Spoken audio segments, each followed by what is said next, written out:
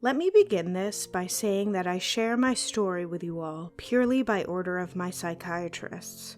They labor under this delusion that reaching out to others about everything that happened to me might provide me with some form of catharsis. Personally, I'm more inclined to believe that it's because they know I've not been taking my sleeping pills at lights out. I've tried explaining to them why. I can't stand to see their faces. The nightmares are always the same. They surround me with their pasty, complexionless faces, with bright crimson face paint on their wide-open eyes with no lids, and their split-open grins carved from ear to ear. They just stand there, giggling, and asking me, "Would you like a balloon?" I suppose that's where my story would truly begin, with that one innocent question. Or rather, the reason that question now haunts me in my sleep. Happy World. Happy World, home of everlasting smiles. That was their tagline. Unfortunately, it was far too fitting for those who weren't lucky enough to ever get out of the place. Those, like my best friend, Derek Cromwell. I still remember those earlier days. I met Derek when I was 12 years old. Me and my folks moved down here to Tennessee from New York after my father lost his job there as a car salesman. I remember back then thinking how quiet it was compared to the urban chaos I'd grown up in previously. I mean, while I wasn't popular among peers or anything, I did have a few buds back at the Big Apple that I wouldn't be able to talk to anymore. As could have been expected, Mom always hit me with the classic, "You'll make new friends, honey. Just you wait and see," line every time I protested. In retrospect, she was correct. Only 2 weeks after we moved here, there I was, standing in the Blockbuster Video located only about a mile's walking distance from the new neighborhood. I know, talk about convenience, right? When I ran right into him. He was about 1/4 of a foot taller than me, with broad shoulders and jet black hair. "Oh, sorry," I said, hoping to just subtly bail without being noticed. I tried to just backpedal over to where the PlayStation games were. After all, I was there looking for Resident Evil 2 at the time. That's when he spoke up. "Oh shit, didn't see you there, man." I kinda smiled and just said, "Nah, it's cool." He smirked and went back to staring at the shelves in front of him. "No way, they're in town next month?" Confused, I snapped my head in his direction and saw that he was looking at a poster. I walked over and looked at the poster he was looking at, seeing a big-ass red grin staring back at me. Everlasting smiles. Christ. "What's up?" I asked him. "Happy World, dude." I just stared at him, eyebrows cocked in confusion. "You've never heard of Happy World?" He gasped in exaggerated shock, his eyes bulging out of their sockets at me. An image that haunts me every time I hear the word balloon. I just shook my head at him, feeling the overwhelming compulsion to run for the exit. "Sorry, man, I'm, new here," he piped up, apparently already knowing how I could have possibly lived ignorant of what Happy World was. With all the excitement you'd expect to see from a 13-year-old hopped up on too much caffeine, Derek then spends the next 10 minutes explaining that Happy World was this funhouse attraction that'll open up every once in a blue moon and stays open for about a month or so before randomly closing down and basically vanishing. Naturally, I asked him what he meant by vanishing. For a moment, he just stared at me the way a deer stares at headlights just before it gets ran over. God damn it, why did I have to think of that analogy? Too real. Before shrugging his shoulders. "Dunno, dude. They're just here one day, and about a month later, they're just gone. Building will be closed down and everything. It'll look like no one or nothing was ever there to begin with."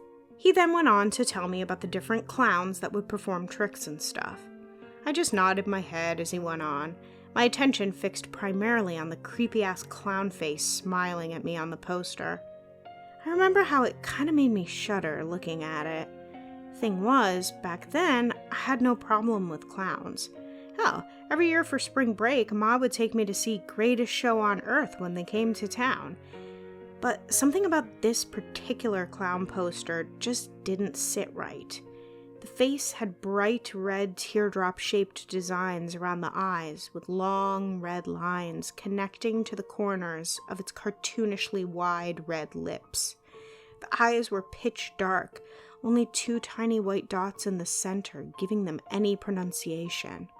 Below the clown face were the words, "Happy World, home of everlasting smiles, coming June 5th. I wonder if he'll actually come out this time. His words finally jolting my focus away from the poster. Who? The amazing Beliar. He's their leader, or at least that's what they tell us. What does he do? Derek looked at me, mirroring my own clueless expression, and shrugged. I don't know. I've never actually seen him. In fact, I don't think anybody has. How do you know he's real? I asked him. Good question, he said with a chuckle. Maybe he's like an animatronic, like at Chuck E. Cheese, he quipped. This time I laughed. Or maybe he's a ghost, I chimed in, making my eyes go wide open and making fake ghost sounds. Should have said he was the devil himself. That would have been more accurate. He started busting a gut at this. The kid behind the register, an older high school dropout whose face was so gaunt and pasty looking that he might as well have been a ghost himself, told us to quiet down, apparently having disturbed his nap. Sorry, man, we'll take it outside, Derek said with a careless grin plastered all over his face. Whatever, the kid behind the register groaned, rolling his eyes before dropping his head back down into his folded arms on the counter, letting his long black lion's mane hair fall down and cover his folded arms. Yeah, go back to your paid beauty nap, jackass, I remember thinking with a smirk. We left the store and started walking down the sidewalk, laughing like the goofball kids we were. He told me some of the theories his friends had about the amazing Beliar, like the one about him having 3 eyes and able to tell your future, and other outlandish ideas like that. We just went on walking and talking like this for about another half hour before I figured I should start heading back home. Hey, wait, he exclaimed, putting his hand on my shoulder. What's your name, new kid? Oh, Linus Davies. I'm Derek. Nice to meet you, Linus. He held out his hand. I told him it was nice to meet him too, and shook his hand. You're pretty cool, Linus. I hope we can hang out some more. I grinned and said, me too, before parting ways and heading home. On the way home, I thought about one thing. Happy World. I won't lie. Despite the fact that I was too old to be into that kind of shit, I was intrigued. The next day, I decided to walk to the Blockbuster Video again on the off chance he might frequent the place. I wanted to ask him more about Happy World, like, were there age restrictions? What were the other clowns like? And so on. Sure enough, there he was, along with 2 of his buddies. They didn't seem to notice me, so I was able to listen to the latter half of their conversation about, what else, but the creepy clown poster. So, are you guys planning on going? Derek asked the kid on his left, a short, lanky boy with curly, bright orange hair and glasses. Can't. Folks are out of town for a business trip, the kid winked and nudged Derek's arm before taking a swig of his surge. Okay, Ray's out.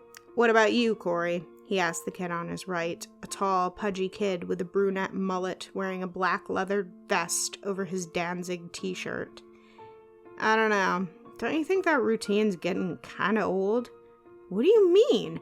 Don't you want to finally see him? The amazing Beliar? I don't know, man. We keep going, and we never find him. Got a point, dude, Ray chimed in. I'm honestly kind of wondering if maybe he's just a fad that the clowns shove in our faces to get us to come back. But what about all of our stories? Don't you guys want to finally see if they're true? Derek whined, looking absolutely betrayed. They were cool legends, man, but maybe we should just leave it at that. Cool legends, Corey said. Derek hung his head down dejectedly. Damn, all out of surge. Derek, can I borrow $1? I watched as Derek sullenly shuffled around in his pockets and hesitantly handed his friend a crumpled up bill. Appreciate it, dude. I'll see you guys tomorrow, Ray said as he headed out the door. Wait up, I'm right behind you. Later, Derek, Corey said as he followed Ray, leaving Derek standing alone in front of the poster. Yeah, See you around, I guess, I heard him mutter disappointedly. I decided then to try talking to him. Hey, man. He lifted his head to see me, his face now regaining some of its lost optimism. Oh, hey, dude. I didn't know you were here. Oh, I just got here a minute ago, I lied. I wanted to talk to you more about Happy World, actually. Huh, figures. I was just talking to my buds about going in 3 weeks, he said as he pointed to the poster, chuckling at the irony. They both flaked on me, though. And to think, after all the times we spent wondering about the mysteries, Derek let out a dejected sigh. Why don't I go with you? The words jumped from my mouth before I even realized what I'd said. Derek's eyes went wide. I could see the excitement mold into his face. You mean it? For a moment, I stayed quiet, thinking, did I mean it? Well, yeah, why not? I said with a careless smirk, shrugging my shoulders. I've got nothing better to do, and I'm curious to see what the amazing Beliar is like. They used to tell me all the time that curiosity killed the cat. I wish I'd listened, because common sense wouldn't bring my ignorant ass back. Derek's face blasted the biggest smile I'd ever seen and shouted, "Hell yeah, up top!" holding his hand up to gesture a high five. I smiled and returned the high five, the loud clap resonating so loud that it woke the kid behind the counter again. We walked home together that day, sharing more outlandish theories about Happy World and its mysterious ringmaster. When we got to my house, my mom was on the porch, watering her daisies. There you are, Linus. Go wash up, it's almost supper time. She looked over to Derek. Who's this? Before I could do or say anything, Derek piped up. Derek Cromwell, nice to meet you, ma'am. He thrusted his arm outward to shake her hand. Such a gentleman. It's nice to meet you too, Derek, Mom chuckled as she shook his hand. Well, I'd better head home before my folks get worried, he said, holding up his hand for me to high five. Tomorrow, same time, same place? I returned his high five, going in for a hug, and replied with, "You bet your ass." Language, Mom scolded. I gave her the stereotypical oopsie-daisy smile, and equally awkward as hell chuckle. She just smirked amusedly and rolled her eyes, telling me to head inside and get ready for supper. I still remember it was homemade calzone night, my favorite. I miss Ma's homemade calzones. They don't have anything like that in the cafeteria here at the Wacky Shack. See you later, dude, I shouted to him as I went inside. At dinner, I decided to ask my folks if they knew anything about Happy World. I don't believe I saw anything about that when I scouted the area, Dad said with a ponderous expression on his face before taking a huge bite out of his calzone, some of the cheese and sauce hanging off of his lips. Ma's calzones were the best, extra gooey cheese and overloaded with marinara. As he wiped his mouth with his napkin, he chuckled and said, "Then again, I didn't exactly pick this area based on its tourist attractions." Mom smiled at the joke and sipped her drink. Well, there's a poster for it at Blockbuster where I hang out with Derek, and he says it's this cool funhouse that's coming to town in 3 weeks, and I thought it'd be fun to check it out. He says it disappears randomly, and there's a mysterious clown nobody's ever seen before. Dad paused for a minute before saying, "That sounds cool and all, son, but we have to keep an eye on our money, and I'm almost willing to bet it ain't cheap to get in." My heart dropped. In all my excitement, I didn't even bother asking Derek about the price of admission. My head slumped down pitifully, wanting to plead my case, but realizing that to be a futile effort. That's when Ma, wearing that sly grin all mothers have when they've concocted an idea, piped up. "I know. Why don't you go around the neighborhood tomorrow and see if any of the neighbors would be willing to kick you a few bucks for some manual labor?" I looked up at Dad, who nodded over to Ma and shrugged his shoulders. In all honesty, it didn't seem like a half-bad idea to me. "Yeah, I guess it couldn't hurt," I replied nonchalantly, shrugging my shoulders to try and play it cool, despite the fact that I was just happy to have a plausible suggestion. "Sleep on it," Ma said with a wink, silently calling bullshit on my obvious facade. Of course, I'd already made up my mind before going to sleep that night. Whatever it took, I was going to earn the money to get into Happy World. Little did I know that the true price was blood, not cash. Early the next morning, I quickly jumped out of bed, got dressed, grabbed a blueberry Pop-Tart, and headed out to look for work. It went like that for the next 3 weeks, exact routine. Wake up, throw clothes on, scarf down Pop-Tart, go cut grass or clean gutters till sundown, collect pay, head home, eat supper, and finally hit the sack for the night. Rinse and repeat. I was a little bummed that I couldn't spend time with Derek, but I knew it'd be damn well worth it when me and him could finally go to Happy World together and be the first to see the amazing Beliar. I wish to God more than anything that I could have those 3 weeks back. By the time June 5th rolled around, I'd managed to accrue $350 in cash, which might as well have been a fortune to my adolescent mind. Surely this would be enough, I told myself, looking at the fat bundle of bills in my hands. I remember being so excited that morning that as soon as my eyes opened, I bounded out of my room and down the stairs to wake up my parents. "Ma, Dad, wake up!" I remember shouting at them, shaking them until they stirred awake, groaning. "What time is it?" Dad whined, shielding his eyes from the early morning sunlight from the window. "Linus, honey, it's too early." I just stood there looking at her with pleading eyes, unable to contain my excitement. All right, go on and get dressed," she said with a warm smile, despite the fact that she was still half asleep. "Fucking A!" I shouted, forgetting that my parents were still present. "Language," Ma groaned reprimandingly. "Right, sorry," I apologized with that all too familiar awkward-ass chuckle. Ma just smirked again, rolling her eyes before telling me, "Go on, have fun, be safe, I love you." But I was already bounding out of the room and into mine. I should have said I love you too. Wherever she is now, I hope she knows that I love her and miss her so much. I threw on a t-shirt and jeans before making a pit stop to the kitchen for a Pop-Tart on the go. I thought for a moment and decided to grab a second pack for Derek. It would be his last meal. Before sprinting out of the front door and up to the Blockbuster, hoping I'd meet Derek there. "Where have you been?" Derek exclaimed as soon as he saw me. Sure enough, he was there, standing outside of the Blockbuster Video. Hey, listen, man, I'm sorry we couldn't hang out. I've been busy trying to earn money for Happy World." He just smiled and pulled me into a giant bear hug. I returned with a bear hug of my own, and he said, "Heck, none of that matters now. I'm just happy you made it." Just then, this girl, who looked around my age, came walking out of the Blockbuster. She had long, jet black hair, just like Derek's, and was wearing a green and white striped halter top with low-cut jean shorts. I remember looking in her oceanic blue eyes and instantly starting to blush. Damn, she's hot, I remember thinking to myself as she strutted over to Derek, her hips swaying with every step. "So, you ready to go or what?" she asked Derek, not seeming to have noticed me.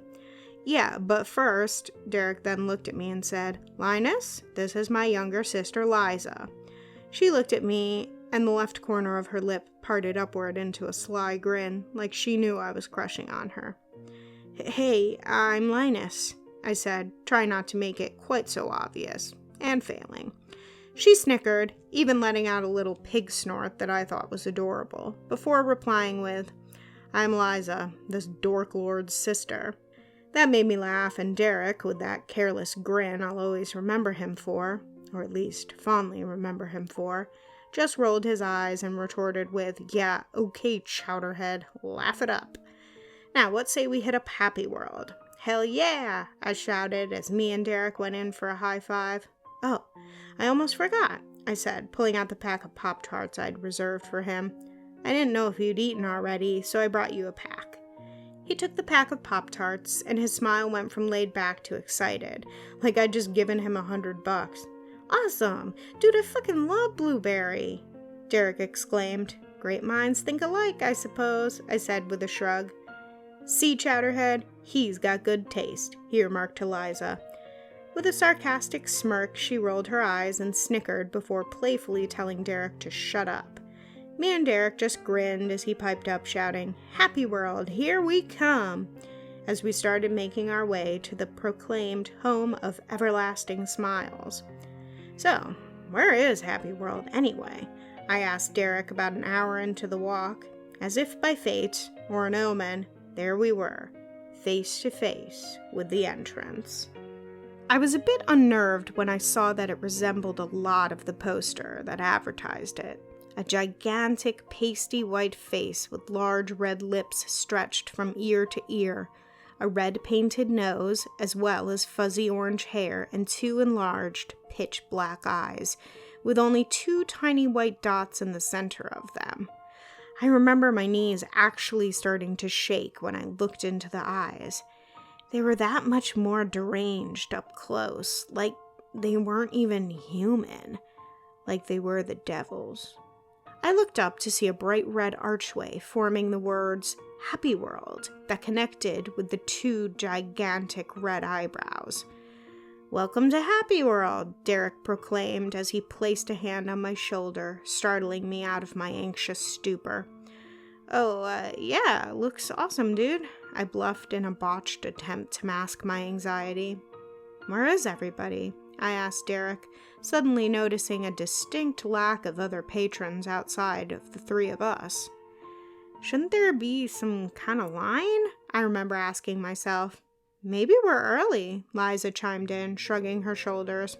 "Rock on! That means first in line for everything," Derek cheered, despite the, albeit lax, allure of not having to wait in line for anything. I was hesitant. "Hey man, I'm not so sure we should," but they just kept walking. "You coming?" Derek called out to me, still not seeming to notice my increasing apprehension. Something's not right here, I thought to myself, standing frozen as the behemoth clown's abyssal eyes firmly fixed me in their dead gaze. I could have turned back. The longer I stared at the structure, the more I began to notice the shadow's menacing pronunciation around the eyes. I wasn't feeling right at all about this anymore, and despite the disappointment I knew Derek would feel if I ran out on him, I just couldn't. "You okay, dude? You look like you're staring at a ghost," Derek called out to me, now just 3 feet away from the clown structure's giant red lips. I broke from my staring contest with the clown structure and saw him and Liza standing there, looking confused. Yeah, I'm sorry," I stammered, failing once again to conceal the chilling anxiety that was working its way up my spine and into my voice. "It's not too late, you know," I thought to myself. "Just tell him that you hear Ma calling." "Hey, I got no further before I was startled by the sound of creaking metal. The 2 tiny white specks inside of the clown's eyes were now glowing. The bottom jaw of the clown began to lower, distending until its mouth was wide open to reveal the entrance. Once the gaping maw was opened fully, I heard a buzzing whir as I watched a giant pink tongue eject from the inside. A deep, jovial voice then blasted from the entrance. "Welcome to Happy World, home of everlasting smiles," before blasting some sort of vintage carnival music that sounded a lot like whoever recorded it did so from their grandmother's record player that was on its last legs. "What were you gonna say, Linus?" Derek called to me. I looked at him. I could have turned back. I saw the excitement on his face. Nothing, everything's fine," I lied, putting on a weak smile. "Let's go in." Why didn't I tell him? "That's what I'm talking about," Derek exclaimed, putting his hand up for a high five. Keeping my smiling facade, I returned Derek's high five as we stepped on the giant tongue sticking out of the clown's mouth. I felt another pricking chill crawl up my spine as the buzzing whir sounded again, causing the tongue to retract back into the mouth, followed by the bottom jaw rising up to meet the upper half, sealing the entrance behind us and trapping us inside of its dark entry corridor. For about 5 minutes, we just stood there in the dark. I couldn't see Derek or Liza, who should have been only inches away from me on my right and left. "Derek, is that you?" I asked as my hand grazed what felt like someone's shoulder. Before he could answer, my heart hammered in my chest as the deep jovial voice from before boomed from all around us. "Welcome to Happy World. Are you ready to smile?" "Hell yeah!" Derek shouted from my right. Liza whooped and cheered from my left. I just stood in the middle, too jarred by the unpleasant mix of sensory deprivation as well as, at the same time, sensory overload, to give any response. All at once, lights blinked on to illuminate a long hallway. On each side there were 2 doors, each decorated with a clown face. 2 of them were female, while the others were male, all decorated with the same matching red face paint. "So, what do we do now?" I asked, my stomach still churning with perpetual anxiety. "Now we go through each room to find the box containing the clown in each room," Derek replied, as he began to reach for one of the doors to open. "Supposedly, the amazing Beliar will be in one of them as well, and we're going to be the first to find him." "Wait," Liza piped up before Derek could turn the knob of the door. "We gotta do this door first." I looked over to see her standing in front of a door with one of the female clowns, labeling it. "You always want to do Happy Franny's door first," Derek rebutted. "Why don't we change it up a bit?" Liza frowned and opened her mouth to protest, but was cut off by Derek. "Think about it. Maybe the reason we never found him is because we start in the wrong place, you know?" Liza stood in front of the door with her arms folded in annoyance. "Tell you what, how about we split up?" I offered, mostly just trying to get moving again. "Me and Derek can do this one, and you can do that one. We'll meet back up in the middle." Liza rolled her eyes and said, "Whatever," with an exasperated sigh of annoyance. "Hell yeah, you and me, bro," Derek exclaimed, putting his hand up for a high five. I heard Liza whisper, "Dorks," as I, still trying not to let on that I wasn't feeling right about Happy World anymore, attempted to return the high five as reassuringly as I could. It was our last high five. "Have fun," I muttered rather weakly, which was then immediately followed with Derek teasing her, saying, "Yeah, have fun, Chowderhead." Liza stuck out her tongue and gave Derek the finger, to which Derek shot back with 2 fuck yous of his own, forming his face into an expression of exaggerated surprise, and retorted, "Sit on 'em and spin." I couldn't help but actually snicker at this, both out of amusement and as a last-ditch effort to try and void the anxiety from my thoughts. Finally, she turned the knob of the Happy Franny door. I'm willing to swear on my life, though, that before she opened the door, she turned around and winked at me, smiling. Once Liza disappeared into the room, Derek turned to me, grabbing the knob. "You ready, dude?" Yeah," I replied, feeling a bit of the nervousness washed away. Just a bit. With a huge, excited grin, Derek said, "On 3. 1. There's nothing to be afraid of. It's just a clown, right?" I told myself, the image of the creepy red clown face from the poster assaulting my mind. 2, Derek said, "The clown won't hurt me, right?" The huge, dark marble eyes with the 2 tiny glowing white dots in their center, and the giant, gaping red maw of the structure burrowed itself into my mind, the shadows further accentuating its ominous visage. I was imagining that I was being swallowed whole by the funhouse. Maybe it's not too late to turn back. 3, Derek shouted as he threw the door open in excitement, ending my thought dead in its tracks. Inside, the room was dark, like in the entrance, save for these dark orange LED lights peppering small areas. Quickly, yet hesitantly, I stepped inside, Derek following close behind. The door slammed itself shut with a thud, making my heart pound that much harder in my chest. For a drawn-out moment, we just stood there, consumed in an all-encompassing darkness that was only penetrated by the 3 dimly shaded orange spotlights hanging side by side in front of us. After a few seconds, my eyes adjusted to the darkness enough to make out the shapes of doors under each of the 3 spotlights. One of them had a yellow frowny face ornament hanging on the front, while another was decorated with a smiling face. The last door had a more abstract expression, 2 X shapes for the eyes and an O-shaped mouth. I had no time to ponder what the doors led to, however, before the booming voice rang out again.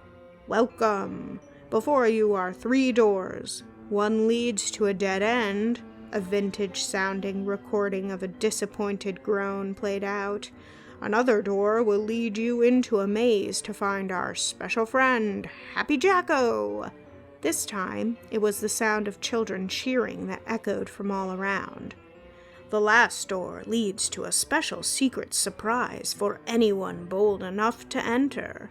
This was followed by a crowd of exaggerated oohs and surprised gasps. Secret surprise, I wondered before the voice boomed out. "Good luck, and most importantly, remember to smile," followed by the disjointed carnival music from before. "Follow me," Derek said as we approached the door in the middle with the smiley face. Before I knew it, I was following Derek to the smiley face door. Before he could even grab the knob to open the door, I piped up. "Wait, what's up?" he asked, staring puzzled at me with his hand still reaching for the knob of the smiley face door. My mind was racing between the nauseating senses of paranoia and dread that this godforsaken place continued to assault me with, and the possibilities of what the secret surprise was. "Let's try this door first," I suggested, pointing to the door with the shocked expression hanging on the front. "Whatever the secret is, this is the door it would be behind, right?" I reasoned to myself as I told Derek that that's the door where we may have the strongest possibility of finding the amazing Beliar. For a second, Derek stood there, pondering my suggestion. "Maybe we should split up too. You take that door, and I'll take this one." This time, I was the one weighing options.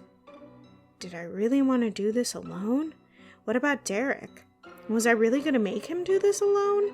Before I could actually voice any of these thoughts, however, Derek was already in the act of opening the smiley face door. I watched Derek close the door behind him and disappear into the room. Why didn't I follow him? Why couldn't I have gone through that door? I'm so sorry, Derek. For a moment that felt just shy of an eternity, I just stood there in front of the door, my body quivering like somebody shoved a fucking time bomb down my throat. What are you afraid of? I wondered, trying to rid myself of the cold dread that had burrowed its way back into my head with twice its original magnitude. This was what you wanted, right? What you were looking forward to. The chance to be the first to see the amazing Beliar in the flesh. As I began to reach for the door, hands shaking uncontrollably, I closed my eyes and began muttering out loud, "There's nothing to be afraid of," over and over like it was a mantra. My eyes shot open immediately upon grabbing the doorknob, jerking my hand back when I felt something slick and wet. What the hell? I remember thinking as I held my hand up to the dim, dark orange shade illuminating the door overhead. My eyes went wide at seeing the dark red stain covering my hand. At first, I was a bit confused, and my mind started running through questions. What the fuck is this stuff? Is it paint? Before long, however, another possibility slipped into the forefront of my mind. A much more sinister possibility. Is it blood? I felt my entire body go limp in utter dread as I looked back at the door, now noticing that not only was the knob stained with red, but the door itself was scattered with dark splotches all across the front haphazardly, like the spattering of blood. I closed my eyes and tried shaking the thought from my mind. There's nothing to be afraid of. Stop being a fucking chicken. Even as I told myself this, however, the image of the creepy clown poster crashed its way back into my mind. I felt those dead marble eyes boring into me, staring into my very soul, the wide split grin taunting me. I then envisioned the dark red makeup starting to melt and smear across the rest of the pasty white face, like blood. This introduced a new thought to me. Is that why all the makeup is red? Is it blood? Despite the frightening imagery invading my mind, I still felt compelled to open the door. Nothing behind this door will hurt. The thought died abruptly when I heard what sounded like someone crying in the distance. It was quiet, and I almost didn't even notice it. That was until I pressed my ear to the door and heard the crying get louder, sounding tortured. Is someone hurt in there? Despite the mounting dread building inside me, I found myself, albeit unconsciously, turning the knob of the door and walking inside. Instantly, I was blinded by the fluorescent lighting of the room, forcing me to squint my eyes nearly completely shut. Next, my sense of smell was assaulted by a foul miasma of rotted meat. My eyes watered, and I had to hold my breath to keep from emptying my stomach completely. I kept pressing forward, hearing the crying get louder. As I went, my eyes now able to adjust a bit to the harsh lighting, I saw that the room was a long, white corridor with big brown wooden crates lined against the walls, one on each wall. One of them was labeled with the classic yellow smiley face, but the other, instead, bore the creepy red smile from the poster. Just then, the loud voice boomed over the speaker again. "Welcome to the secret passage." I was once again jarred by the sudden boom of the voice, derailing my train of thought. "2 boxes sit in front of you." A recording of exaggerated gasps, the kind you'd hear on those old-timey game shows from the 50s, played before the voice continued. "Inside the boxes, you'll find a secret tunnel. One will lead you to the balloon room." This time, it was a recording of children cheering. "The other leads down the garbage chute." This was followed by a cartoonish-sounding foghorn blaring. Garbage chute, so that's where the awful smell is coming from, I thought to myself as the voice continued to tell me that I had 30 seconds to choose one of the passages. That's when a new voice came over the speaker, a younger one. The voice was stuttering, quivering like they were going to break into tears any second. There was a loud bang sound, like someone had slammed something down. Then the younger voice came back, his voice shaking and in absolute hysterics. I hear the amazing Beliar likes to hang out in the balloon room." "I heard that too. You think our friend will find him?" the deep, jovial voice said with the obviously fake surprise gasp you hear from all birthday clowns when they try to make something sound exciting. For a second, all I heard was the young voice whimpering, "I don't want to do this. I want to go home," before there was another thud sound. This time, I was sure I could hear a crunch sound too, like crushing bones, which was followed immediately by the younger voice letting out a shrill cry of pain. "What the fuck?" I muttered aloud, unable to contain the terrified panic building up in me. "I said," the jovial voice barked, now sounding far more aggressive, "you think our friend will be able to find him?" The young voice just kept crying that they wanted to go home. What the hell is going on? I wondered as I looked at my red-stained hand again, color draining from my face as the horrific revelation slowly became more and more clear to me. "It looks like someone needs a visit to the balloon room themselves." I heard the kid's voice start bawling, begging, and pleading for dear life as it trailed further away from the mic. After that, it was silent again. I just stood there panicking, a million thoughts swarming my head like a horde of pissed-off wasps. What do? I stood wondering. Who was that over the speakers? Why did they sound so afraid? What were they doing to him? This line of questioning continued as I thought about the kid's begs and pleas when the other voice mentioned him going to the balloon room. That was when a new, far more sinister question rammed to the forefront of my thoughts, forcing my blood to freeze over. What's in the balloon room? Before I was able to further consider the possible horrors that were in the balloon room, however, I heard what sounded like sandpaper being dragged across metal. The eardrum-shattering screech forced me to cover my ears as tightly as humanly possible, wincing in pain reflexively. When I opened my eyes, I saw that the long, alabaster corridor looked smaller than before, more compacted. The screech continued, and I watched the wall at the far end of the corridor push forward toward me. I began to step back as I watched the two walls begin to push towards each other, when I felt the wall behind me begin to push against me, forcing me forward. I began to panic, the true terror of the situation sinking further in with every inch the walls of the white corridor shifted toward the center. The walls are closing in. In my immediate panic, I grabbed the knob of the door behind me. I jerked with all of my strength to no avail. The door wouldn't budge. I was pushed back toward the center of the room as the entrance wall continued its advance. That's when I began to make out the sound of a faint, tinkling tune. The more I listened, I realized that it was Pop Goes the Weasel. I stood in the center, scrambling in a petrified frenzy to think of a way out of the corridor. I looked to the two crates to my right and left. One leads to the balloon room, and the other leads down the garbage chute. The jovial voice mentally reminded me as I began exchanging glances between the two crates. Which one am I supposed to go through? I frantically asked myself.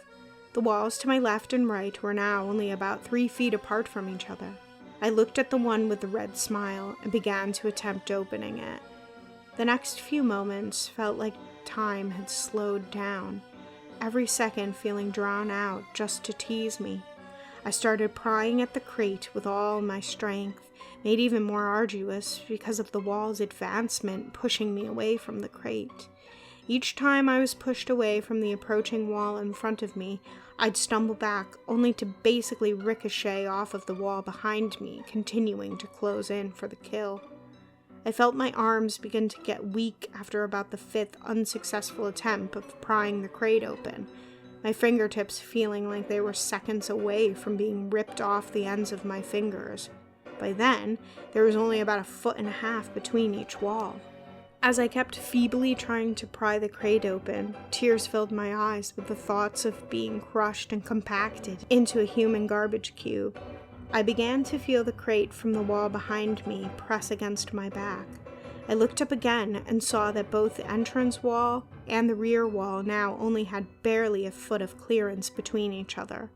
I felt the crate continue to push me forward from the advancing wall behind me into the approaching wall in front of me, now only about 5 inches apart from each other. That was when, amidst the panic-induced terror consuming my thoughts, an idea quickly molded itself into my head. I knew that, before too much longer, the walls would eventually bring the two crates together, crushing them both. I thought of the way that the top of a drink can would burst open if enough force was applied to the rest of the can. If I can just get the lid off, I told myself as I climbed on top of the crate behind me, with no available clearance left in any direction. I knew I'd have to be careful to only let it compress the crate enough to pop the top loose, just enough to reveal the supposed passageway inside for me to slip through before I'm crushed. When the two crates finally met, I heard a loud whir as the walls attempted to continue their menacing advancement, now temporarily stalled by the two wooden crates. The corridor was now only barely a fraction of its original length and width. I couldn't even extend my arms in either direction without feeling one of the 4 walls around me. I could actually feel the extra effort it took for me to even properly breathe. "Come on, just a little bit more," I muttered as I watched the two crates press further and further into each other, my face drenched in sweat and tears and my heart thundering in my chest. I found my lucky break when I heard the distinct sound of the wood crunching and the pop of the nails being forced loose. Immediately, I reached over and forced off the lid of the crate in front of me to reveal a round hole in the center of it that had one of those dark tube slides, like what you'd find in a jungle gym, attached to it. As the walls began to regain their former speed, I all but hurled myself headfirst into the tube slide. I had to hold my breath as I went down the tube slide, as the horrid stench from before returned with even more potency. This must be the one for the garbage chute, I realized as I tried once again to empty my stomach as I went down the tube. I continued to slide down the darkened tube until I was eventually ejected out and into what I presumed to be the garbage chute. I fell out of the slide, bracing for impact against a cold, hard floor. I was slightly surprised, however, when I landed on something soft. For at least a good 10 minutes or so, I just laid there as the terrified adrenaline began to wear off, leaving both my body and mind just completely drained. As my heart rate slowly returned to normal, my eyes began to register the surrounding environment. By this point, despite it being strongest in this new room, I somehow managed to adapt to the offensive carrion odor to the point that it had no effect on me anymore. The room was almost without light completely, save for a faint glow in the center of the room. I sat up, feeling something soft underneath my hands, something smooth, yet cold and clammy. What the hell is this? I wondered, unable to see what I was now sitting on top of. It felt familiar in how smooth and malleable the thing beneath me seemed, yet odd at the same time at how cold and stiff it felt. I felt around as I began to bring myself to my feet, still feeling much of the same sensations as before. Once I managed to fully stand, I began making my way toward the faint, orangish-red glow in the center of the room, stumbling with almost every step of the way, with the ground seeming to be uneven and shifting beneath my feet. About midway to the center of the room, something snagged my right foot and my balance faltered, causing me to trip and fall on my face into the illuminated radius. After quickly recovering to my feet, I saw that the glow was coming from 2 long white candles that sat in slender silver holders sitting on top of this long black marble slab.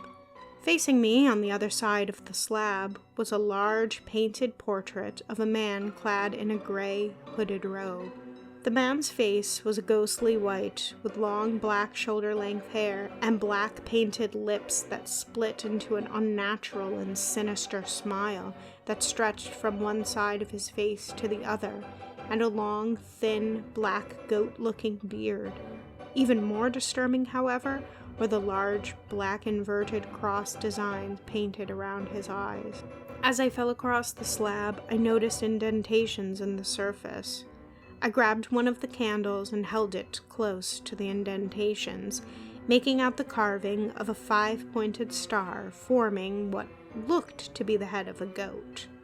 Below the symbol were the words, "Praise Beliar," carved into the slab's smooth surface.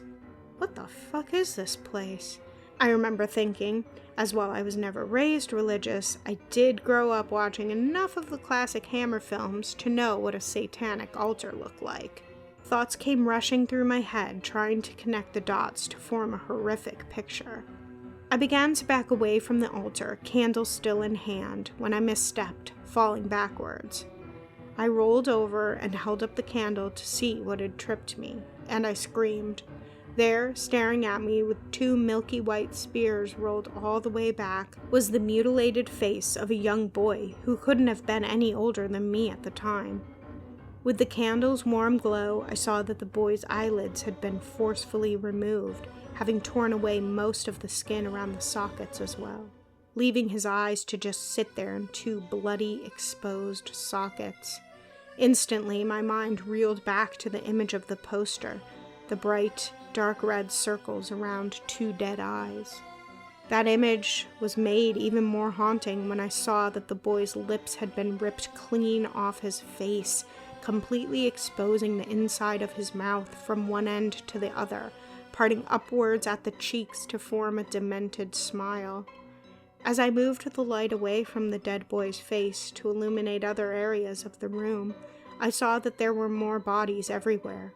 Hundreds or thousands of horrifically scarred bodies, all of them kids, all with their eyelids and mouths torn, carved into ghoulish smiles.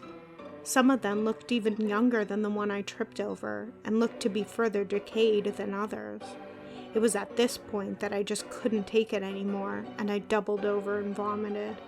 Once I had emptied the contents of my stomach until there were only dry heaves, I just sat there crying, wanting to just go home. It was then that I heard the sound of a door opening. I looked over to see an open doorway silhouetting 4 figures. 3 of them were adults by their height, and the last was shorter, a kid.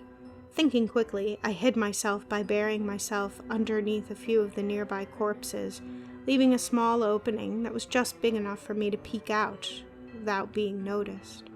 I heard the kid struggling. "Please, just let me go. I won't tell anyone. I swear to fucking God."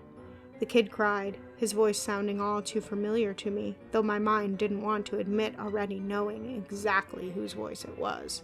"Uh-oh, somebody's got a foul mouth," a deep, jovial voice, the same deep, jovial voice from earlier, shouted before bursting into a fit of demented giggling. Another hyper-jovial voice, this one more high-pitched and jittery, replied with, "Well, you know what that means, don't you, Happy Bob?" The other just kept giggling insanely, and I heard the kid wail out in pain. That's when another voice spoke up, this one inhumanly deep and imposing. "Enough. Brother Jacko, deliver the child to the altar." I saw the silhouettes of the figures approach the slab, the kid thrashing and wailing as they dragged him along. My eyes widened in dread as I saw, illuminated in the candle's glow, the clown from the painting, complete with the inverted crosses around his eyes. He was wearing a black and white striped hat with 2 curved horns that curled back like the horns of a goat. Soon after, the other 2 joined at the altar, forcing the kid onto the slab. Despite the limited illumination, the sinister display before me was clear enough for me to see from where I was hiding. Standing at either end of the slab were 2 clowns. The one on the left-hand side was a scrawny clown in a yellow suit with a crude smile stitched into it, and wearing a weird black and yellow striped hat with 2 ends that hung down to the left side of his head, bearing a smiley face and a frowny face all attached to the ends, while the clown on the right was more heavyset with a round face, wearing a black and white dual-colored suit and had a sailor's hat with a sad face on it, both with the same albino face paint, and by now all too familiar red face paint designs around their eyes and mouth. The leader was standing in the middle, facing forward in my direction from the other side of the slab. My heart nearly stopped dead, however, when I saw that my unspoken dreaded fear was realized when I saw that the kid struggling on the slab was Derek. No. This isn't about to happen, is it? Knowing damn well exactly what they planned to do to him. I could see him struggling as hard as he could, but it was no use against the iron vice grips the clowns had on his arms and legs, restraining him to the slab. "Who are you people? Why are you doing this? Please, just let me go." The longer I watched this morbid act unfold, the more I could see Derek's petrified and bludgeoned face. What have they done to him? My mind began to cycle back to earlier in the white corridor, hearing the sounds of snapping bone and the wail of agony that followed. Now the full horror of that situation was revealed. "Unto thee, in the burning lake beneath, I, your servant, present this offering," the clown with the inverted crosses around his eyes bellowed, his unnaturally baritone vocals echoing off of the walls of the dark room. "No, please just let me go. I won't tell anybody," Derek bawled, as the clown then pulled out a dagger and a small black book. I just sat there, hidden under a pile of corpses of kids who'd been sacrificed, watching in hopeless terror as they were preparing to do the same to my friend. I have to do something. Of course, I had no idea what. I watched as the one in the middle poised the blade above Derek's right eye before continuing.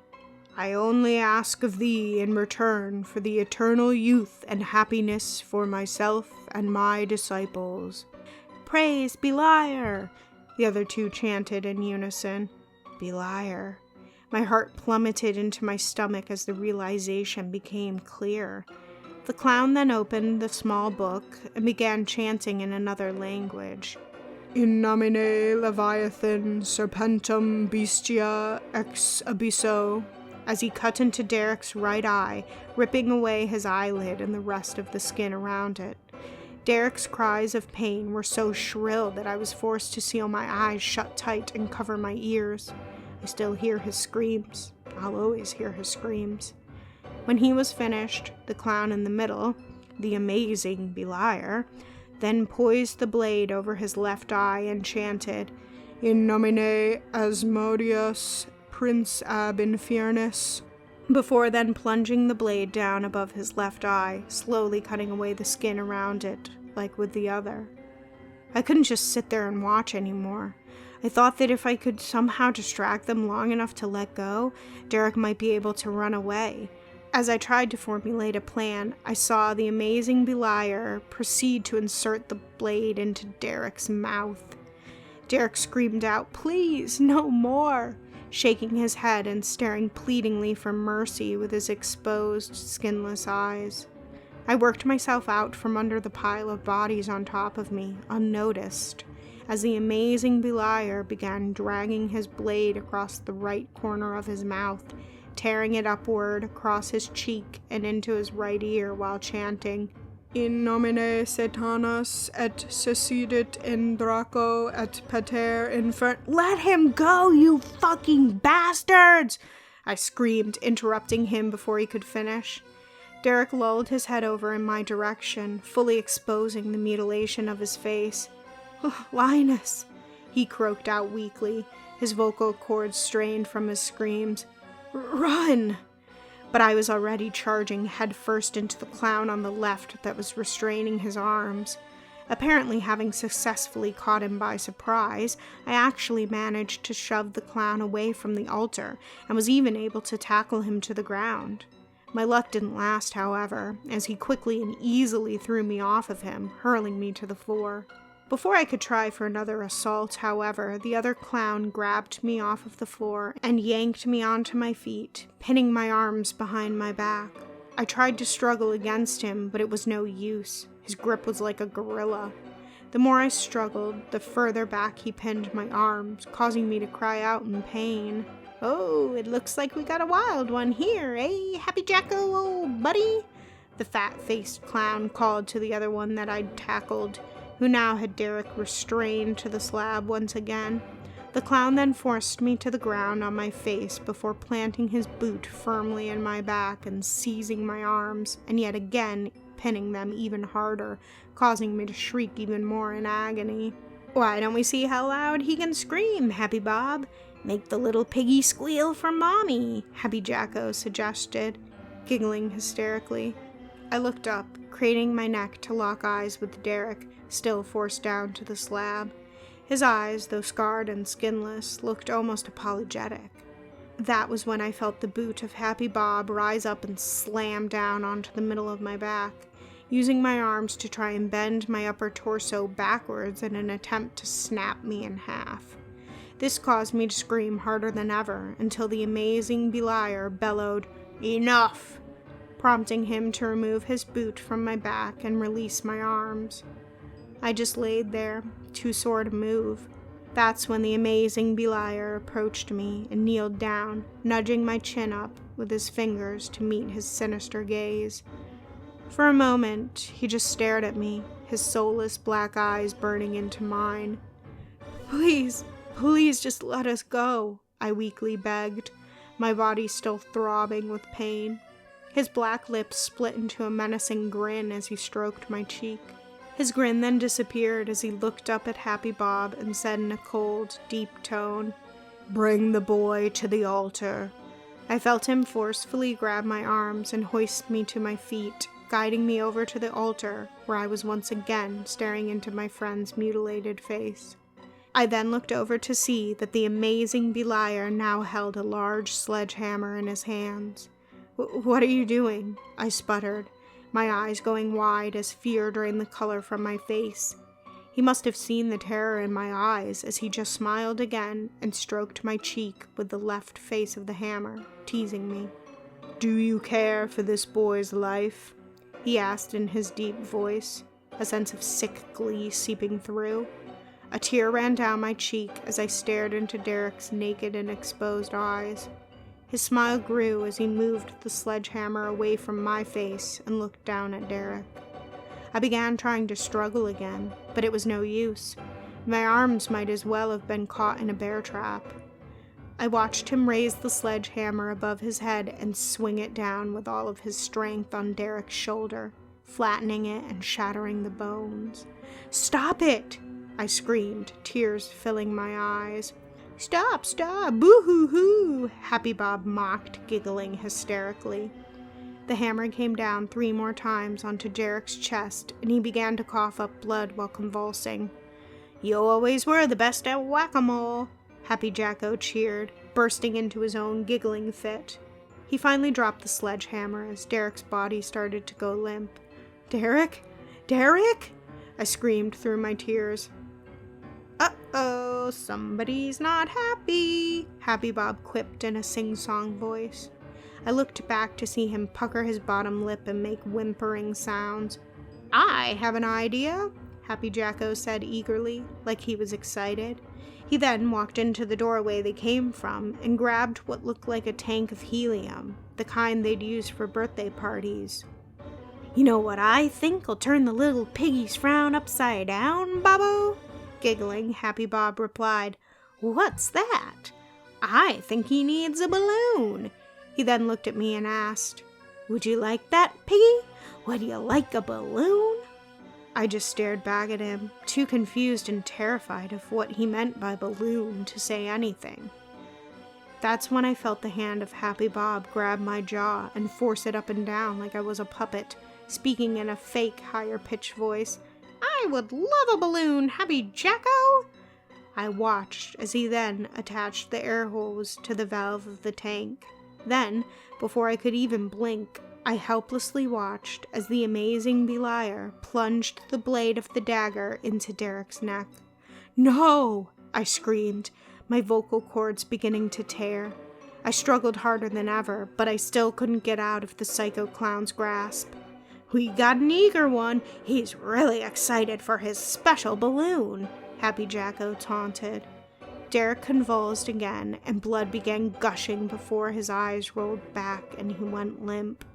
"You psycho fucks killed him!" I tried to hang my head down so I wouldn't have had to look anymore, but they weren't done with me yet, and I felt Happy Bob yank my head up by my hair. "Do you want to see your balloon?" he said, giggling with excitement. Through my tears, I watched in horrified revulsion as Happy Jacko slipped the air hose into the gaping, bloody gash in Derek's throat and opened up the valve of the helium tank. Within seconds, I beheld the birth of the product of my worst nightmares to come as the skin of Derek's face began to expand, inflating to the point where the gash in his throat tore until his neck had completely ripped away from his shoulders. I couldn't even turn away. Happy Bob forced my head to stay in place to make sure I watched every goddamn second of this sickening act. I saw Derek's dead eyes bulge from their bloody sockets, almost sticking straight out. Happy Jacko then pulled out the air hose, patching up the gash to seal it off. "And voila! Your very own special balloon!" Happy Jacko exclaimed, jumping up and down with glee. He even tied a string to the severed spinal cord dangling from his severed neck, holding it out to me as his scarred, dismembered head just floated in the air like a fucking balloon. My body finally just went limp as the balloon just floated there, staring at me with 2 large white orbs rolled back and his shredded mouth smile. I just started retching, only resulting in dry heaves. "What's wrong, Piggy? Don't like the balloon?" I just looked back up at Happy Jacko, tears drenching my horrified face, and croaked out, "Why?" The next thing I knew, the amazing Beliar, smiling that demon smile, stabbed the side of Derek's inflated head, causing an ear-splitting pop, and the contents of his head to shower all over us. "Uh-oh, it popped," Happy Jacko teased, shrugging his shoulders before bursting into another fit of giggles. I couldn't help but scream when I saw that, amidst the gore covering me from head to toe, were loose scraps of his face sticking to me. Despite my hysterical state, however, I was able to seize a chance to escape when I threw my head straight back and bashed Happy Bob's nose. He immediately threw me to the ground and brought his hands up to his nose, which was now busted wide open and gushing blood.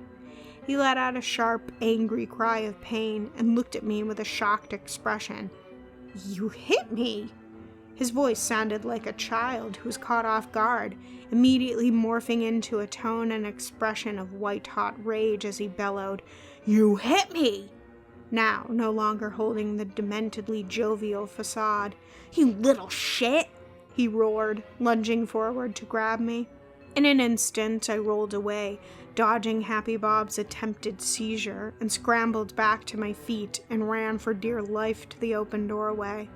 I didn't dare look back, as I could hear the thundering footfalls in hot pursuit behind me. I ran through the door and slammed it shut behind me, and, grabbing a few of the other nearby spare helium tanks, trying hard not to think of Derek as I did so, and propped them against the door to possibly hold it shut long enough for me to at least gain some distance. I heard the crash of the door being rammed from the other side. The tanks held firm for the first 3 assaults on the door before I noticed them starting to budge. He'll be through that door any moment, I realized after the tanks shifted more away from the door, allowing it to open a small crack. Frantically, I started looking around the room I was currently in to find an exit, or at least some sort of equivalent to one. The area I was in now looked to be another hallway. This one, though, was orange and seemed to be round. The walls and ceiling curved outward with doors similar to the ones I saw in the room with the 3 doors behind the Happy Jacko door, all labeled with cartoon smiley faces. "Which door is the—" My question was cut off by a harsh banging on the door. I snapped back to see that the door had started to poke outwards and the hinges beginning to rip away from the wall. My eyes went wide, and I could actually feel my head getting lighter and lighter with every panicked palpitation of my heart. Another series of bangs rocked the door, further shoving it outward when I decided to try the door on my left. I ran over and urgently threw the door open, only to have to hold on to the inwardly curved frame to keep from falling into the pit of jagged nails jutting up from the floor below. I quickly threw myself back to regain my balance in the hallway and closed the door back.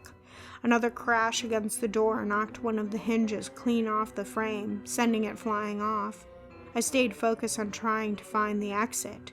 The next door I tried was in the middle of the right-hand wall. Throwing the door open, I was immediately blinded by a mounted strobe light at the far end of the room. I shielded my eyes and tried to back away when I felt the air around me being sucked away and into the room. Because my body was still weak from the beating I took from the clowns, coupled with how quickly the air was being devoured by the room, my vision slowly started to blur and vertigo began to overtake me. My legs began to give, forcing me to hold on to the door frame to hold myself up. Despite the dizziness, I was still able to see clearly enough that the entrance door to the circular hallway had now been fully bashed off its hinges. Happy Bob stood there in the exposed doorway, tightly gripping the sledgehammer, covered in blood and brain tissue. Blood was also flowing from his nose, which now looked caved in. His eyes were wide and bloodshot, and his teeth were clenched. With a distinct animalistic growl in his voice, he bellowed, "I'm gonna bash your little piggy head into fucking paste," as he charged towards me, his face twitching with every step. I saw him raise the sledgehammer above his head and, with an aggressive grunt, hurl it at me. I stumbled into the oxygen-devouring, seizure-inducing room like I was drunk, just narrowly dodging the projectile sledgehammer. Inside the room, I had to squint my eyes from the epileptic strobe light. I continued to stumble around the room, unable to clearly perceive anything as my disoriented vision continued to blur and my breathing became more and more heavy. Behind me, I was able to see Happy Bob retrieve the sledgehammer and stomp towards me, his breathing heavy and full of murderous rage. "If I faint, I'm done for," I told myself as I pushed myself forward. In the distance, I strained my vision enough to see a dark, rectangular shape underneath the strobe light. A door. Just a little further, I told myself as dark clouds started creeping into the corners of my vision. I could hear the whistling of the sledgehammer chopping through the air before impacting on the walls and floors behind me. Chancing a look back, I could see that his movements were slow as well, his balance failing and the swings of the hammer erratic. It hit me. The vacuum must be affecting him too. I watched him stagger a bit as he slammed the hammer down before rising up for another sluggish swing as he continued toward me. Despite this, however, I had to keep moving because I couldn't afford to risk passing out before he did. I shambled forward toward the strobe light, keeping as much of my focus on the door underneath it as was possible for me as I felt the room starting to spin. I managed to make it 3/4 of the way there before my knees finally buckled, giving out from under me, and I collapsed to the floor on my hands and knees. I heard and felt a resounding thud resonate through the ground beneath me, and I looked back to see, despite my deleted vision, that Happy Bob had dropped the sledgehammer and was now wobbling forward with his arms outstretched to choke out what little bit of life I was clinging to. Almost there. Have to keep moving. My thoughts were becoming cloudier by the second. Using every ounce of reserved strength and then some, I managed to push onwards to the door that was almost gone from my fading vision, crawling on my hands and knees. Behind me, still shambling forward, Happy Bob growled out, his words slurred. "I'm gonna rip your guts out," before his legs also failed him, and he too fell to the ground.